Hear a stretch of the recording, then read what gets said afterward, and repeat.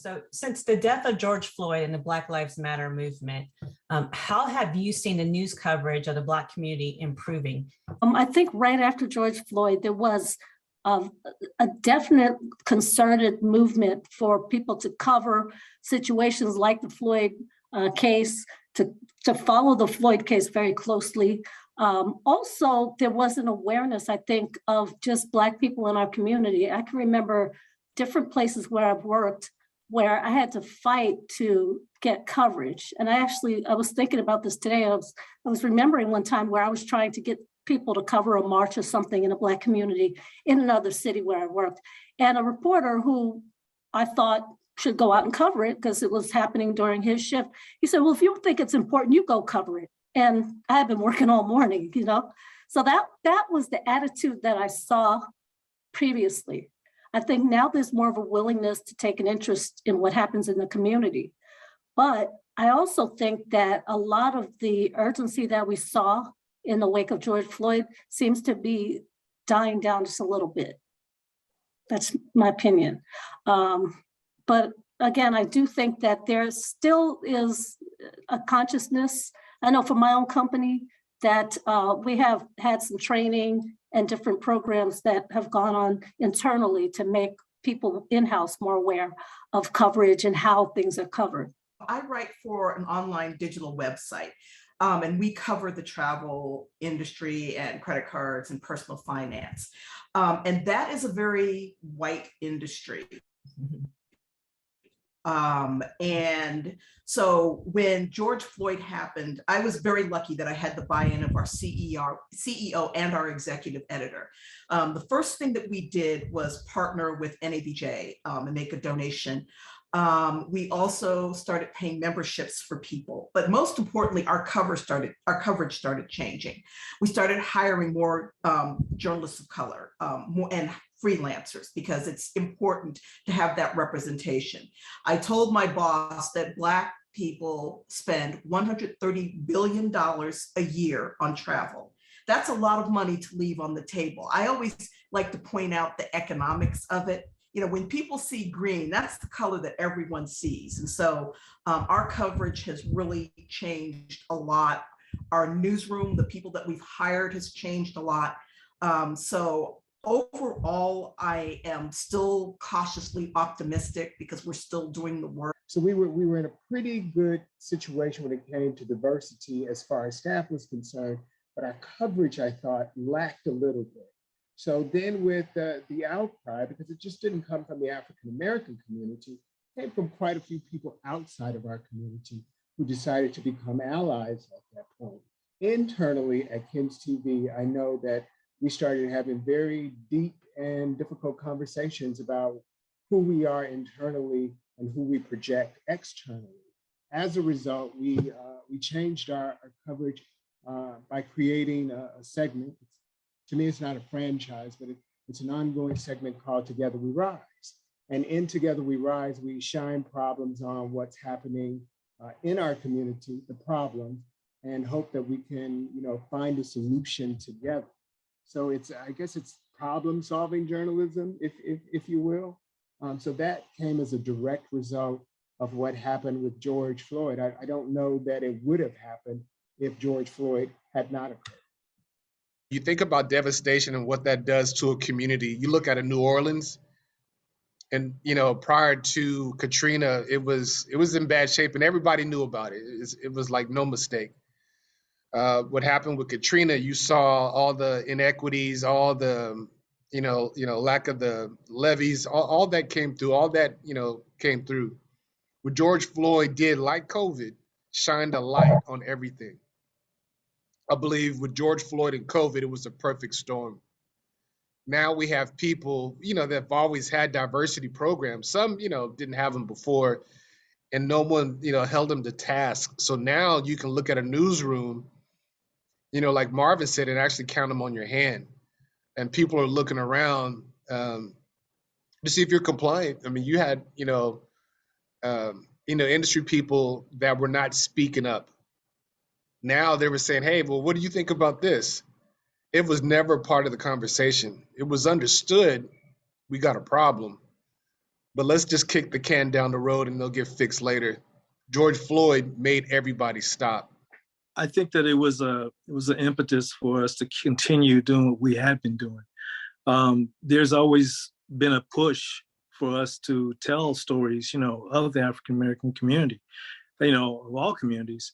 But it was a push for us to even do more. But what would you say is the biggest impact this or improvement that you've seen so far? Was it, like Marvin says, a lot of diversity within the newsroom? Has that expanded?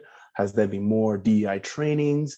Have you guys had, you talked about some in-depth conversations within newsrooms. What was that like?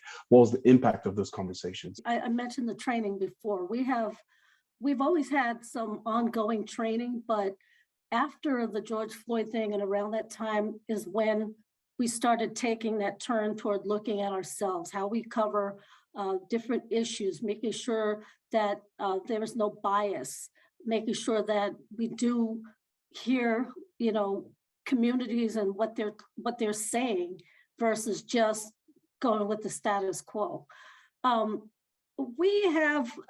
got to say, when I came to KSAT, I was the only Black person there, and there hadn't been anybody for the prior 7 years before I got there. And then there was a more of a willingness to have that diverse staff. But I think that one problem that I could say probably across the board, and I'm not just talking about KSAT, but just across the board, and I think in this market it's true, and in a lot of places where I've been, there are not a lot of Black people in the decision-making positions in the management. And that's where it starts, really, because I can be my Black self all day, but then if I come and present an idea or say this is happening and there's no one to understand and listen, that's part of the problem. I see exactly what Katrina is saying. I haven't been in the San Antonio market very long, but what I have noticed is a lot of us have gotten those management positions. We have Black women heading up the Houston Chronicle and the Dallas Morning News. We have a Black man who's the #2 at the Baltimore Sun. We have Deshaun Drew, who is running Minnesota Public Radio up in Minneapolis. And I mean, I can go on and on. I have been keeping track of everyone who has been getting these management positions. And it's been a long time coming. And I think that, I don't think we would see this continuing growth if it weren't for what happened with George Floyd. But I think newsrooms in other parts of the country, the light bulb went on and said, yes, we have actual competent Black journalists who know what they're doing. And so let's put them up there in management. I mean, I was promoted and first person of color on our masthead. So I'm optimistic, I'm hopeful. I've seen this before, but this started in 2020 and we're getting into 2022 and I'm still seeing people being elevated. So I'm optimistic. We still have more Black men on the air than I've ever seen in any markets that I've worked for. Normally, you would have a Black male, a Black female, and then the rest of the staff would look like other people. So I'm happy to say that we have that. Just 5 Black males at one station, unless you were in Atlanta or Detroit or Philadelphia or New York or somewhere, it just did not happen, especially in San Antonio. So that was rare and promising. When it came down to DEI training, though, we had quite a bit. We read Crucial Conversations so we can learn how to talk and not win the argument and all the things that it lists in the book. There were some things about DEI training that were really difficult to swallow. One of them was a lady who came in and recommended that when we're talking about what we describe as officer-involved shootings, when officers shoot someone and they're injured or killed, that we not say that the Black person was, or the African-American man or woman was armed, because it creates a bias. And I just thought that was just lunacy. That's just my opinion. Because the reason that the officer says that he or she is shooting is because their life feels threatened.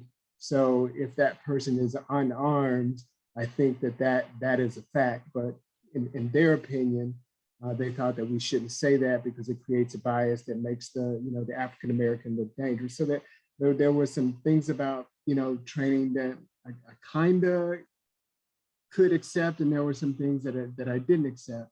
But as I thought about the whole situation, I thought I was very happy that there were people who were at the table who were able to give voice. But as you all were talking about, we need more people who are behind the scenes, who are making decisions. It's important to keep people on air. 5 people on air who are Black is phenomenal. But what about 5 people behind the scenes who are in marketing, who are in sales, and who are in general managers positions, who are in vice president positions in corporations and can make a difference there? I think that is crucial. It was a real joy to see non-Black people report on Black issues. It really allowed them to kind of see us for the first time. I know some of the things that we're developing now, I wanted to show respect, from that perspective, because a lot of times it's the messenger, and we can have Black reporters report on Black issues, but it's when the non-Blacks do the reporting that it gets their attention. Just corporately, to see how they were able to maneuver quickly. We talk about George Floyd and what happened, but also it kind of made people kind of focus on who's doing business. Again, back to that perfect storm. This was during the Donald Trump era. As much as we can say Donald Trump divided the country, he exposed the country. It exposed our neighbors. It exposed our bosses. It exposed our media. It exposed who we spend our dollars with. I like it. I mean, I think it's important to know who you're dealing with. Because I am a small business and we run a media company, a lot of times, we weren't getting the opportunities.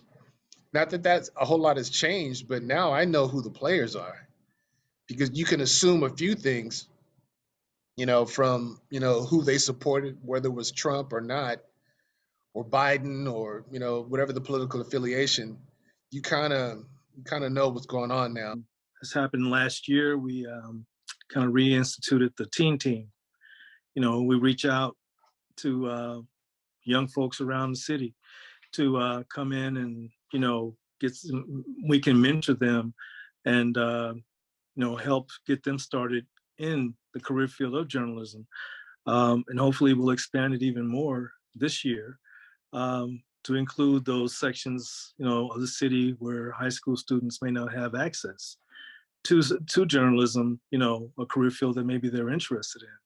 So we're really excited about getting out and bringing, more people of color, young folks of color into, our career field. This was mentioned, the urgency and drive of covering the Black community after George Floyd is kind of waning a little bit. And Bené, I want to come to you first, because you are a part of NABJ. You've had national positions. And how do we encourage diverse coverage when reporters, editors, producers are majority white or white passing? Always tricky because, on the one hand, you're an NABJ chapter member, or you're a member of the national organization, but you also still want to keep your job. So there's always that fine line. We had a situation in Baltimore where a local anchor was, we've had issues with our mayors, just like every other city, but the past 2 mayors were Black female, and this white anchor said something that was kind of came across as derogatory. So as a chapter, we asked, it was the local CBS affiliate, we asked them to have her give an apology. We did not ask to have her fired. We just said, this is offensive. This is the problem. Well, they chose to fire her.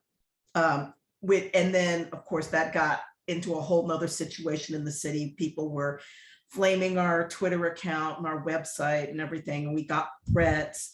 But we never asked for her to be fired. All we asked was for a meeting with the affiliate and to have her do an apology.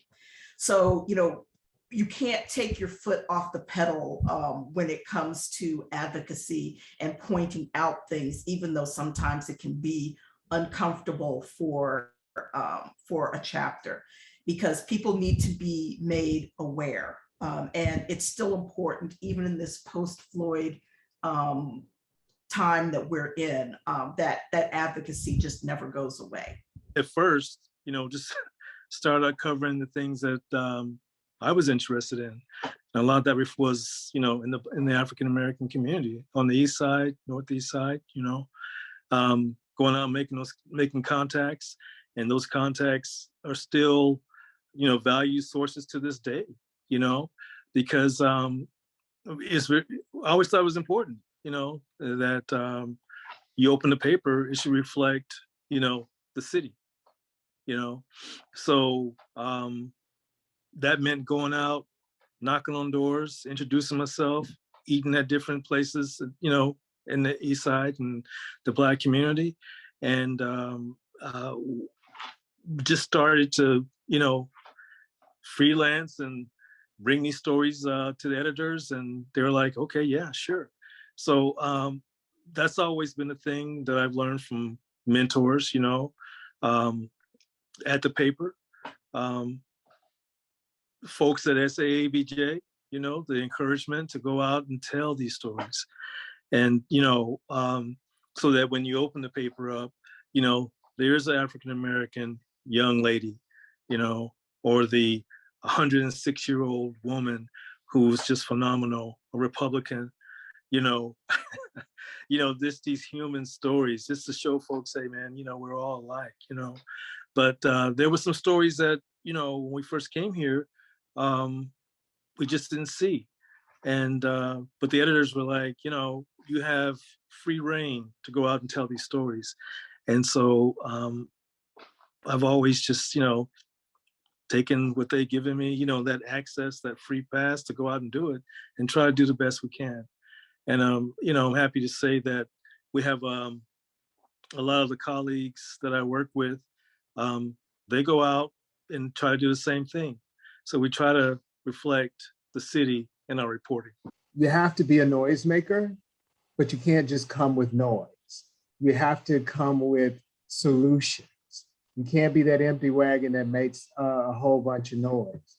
I think it's okay to be the bull in the china shop, but you can't come with just bull. You have to come with solutions.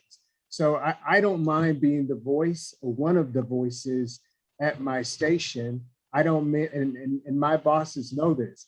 I tell them all the time, I am a very strong accountability partner because I'm going to hold you accountable for what we agreed on. What we agreed on at our station is that we were going to acknowledge, that we were going to listen, we were going to educate, and we were going to try to heal. Everything that we do for coverage for Black stories, for Hispanic stories, for any kind of DEI story has to go through those four things. We have to acknowledge, we have to listen, we have to educate, we have to heal. If we're not going through that, then we're not doing it. In the past, in other situations, in other newsrooms, I have felt like I was the only voice and had to advocate for things. There have been some times here even where I've said, oh, well, we should cover this. This is happening. And then I'll go back and say, hey, did we cover this? Well, no, we didn't have enough people. But, I know if we had a shooting or something, that would get covered, you know what I mean? In that same area. But I think that in my station, though, there are people, for the most part, everyone is willing to listen at least, and to be open to hearing what I'm saying. So I don't feel like I'm this noisemaker and nobody's listening to me. I think that there are people who are willing to listen and hear what I'm saying. And I feel like I do have the respect that if I say, hey, this is important, for the most part, they are going to listen and try to at least give it some attention. There are some major corporations in this city, I won't name them, but they will not meet about African-American issues. So you kind of already know without them saying yes or no, just the fact that they won't have a meeting tells you everything you need to know. I know for what we do, there is, there's some agencies here locally. Again, not going to say their names, but they will not acknowledge African American excellence. They will not acknowledge African American stories. I mean, we have the track record. Just like Benet was saying, there's some qualified individuals for the things that we do. We don't necessarily get acknowledged locally, but we win national awards every year for the last 10 years. We win. We don't get second place. We don't get third place. We win every year. But we don't get acknowledged locally. But because I'm a small business, there is no DEI, kind of conversation that we have. Because we're small business, our issues are a little bit different. But I enjoy the conversations that we're having. Again, George Floyd and the pandemic allowed the government to act fast. They were able to identify, I think because of 2008 economic downturn, that they were able to move quickly. They were cutting checks to everybody. That stimulus check and the $1,300 a month and $300 for kids, that stuff happened, probably saved our whole economy. But these are real conversations. They got the data, just like, we have the data.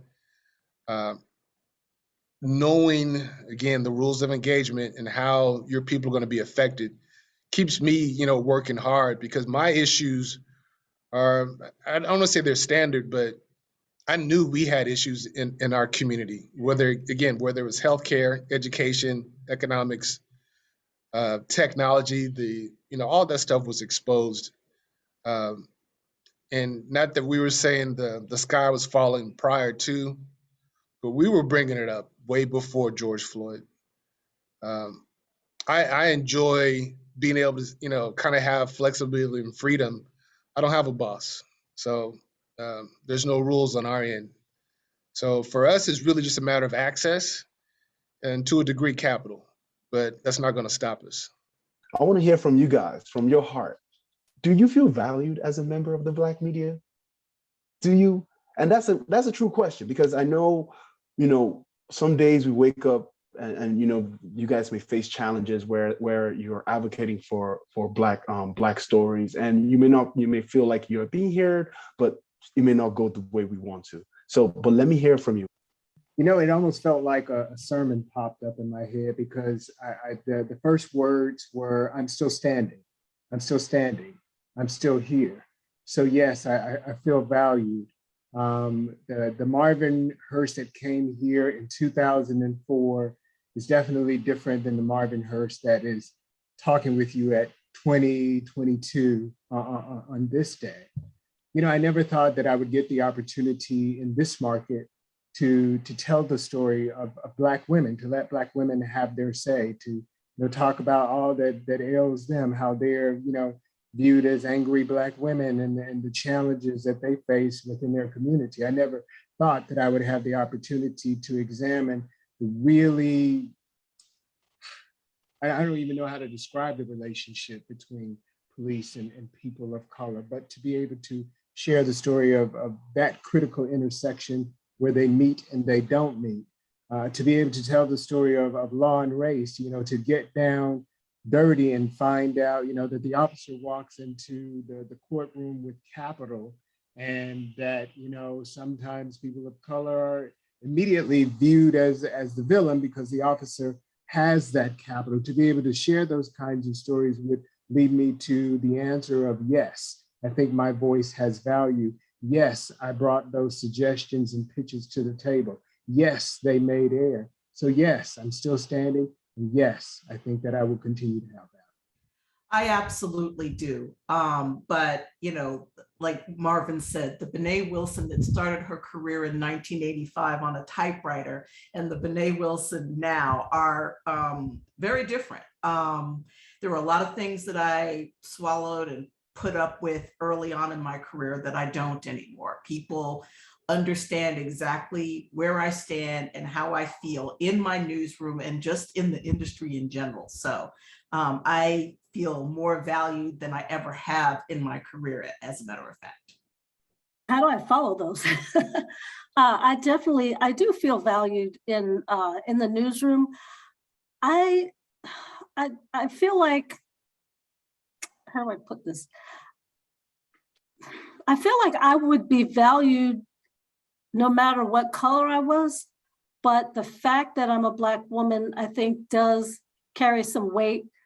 I have been, in a position where someone will ask me something, well, what does this mean? Or what do you think about that? So yeah, I think that I'm sort of a source of information when people don't have that information themselves, when it affects our issues. So I do feel like I'm valued in that sense. I think that, our management and editors, they push all of us to, to find our voice and to share that voice and to share the stories of everyone in the city. And they really encourage us all. I mean, our editor, encourages us and even brings us different ideas to sit one-on-one with us, and to discuss the type of stories that maybe haven't been told in the past, and so we've been very fortunate. I've been very fortunate to be part of, this push to share these stories of maybe folks whose stories, never have been heard, or that sector of the city who maybe haven't had their stories told. So yeah, it's an ongoing project at our newsroom for us to go out and find those stories and to share those stories. So yeah, I feel like my voice is valued at the newsroom. I think for us, it's value like a vehicle, right? You buy it, it's all shiny and new, and in time it fades.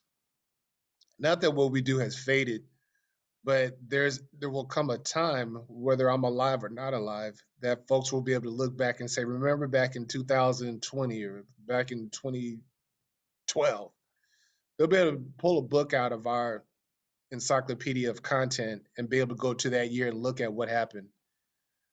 It brings me joy to know that we've been able to document as much as we have had, whether it's the MLK March, the Omega White Party, the Marvin Hurst profile, the Katrina Weber profile. They can actually go to their shelf and pull it and find out what Marvin Hurst was doing, what Vincent was doing. That's hard to pull up on your phone, but you can pull out a book and you can go right to it. So, the value might not be right now, but in 20 years, maybe I'm not here, maybe Marvin's not here, Vince is not here, Katrina's not here. But they better pull one of those books and say, yeah, they were part of our community. This is what they've done. I'm glad this person thought enough to include them. Not that we're elitist or not including people. It's just there's only so much time in the day, and we want to do our part. This is a valuable conversation. We have come a long way, you guys, and we have much longer to go on this journey. So this is like an exciting time to be in communications, journalism, public relations. I want to tell the audience, please visit saabj.org to learn more about us, donate to our scholarship, become a member.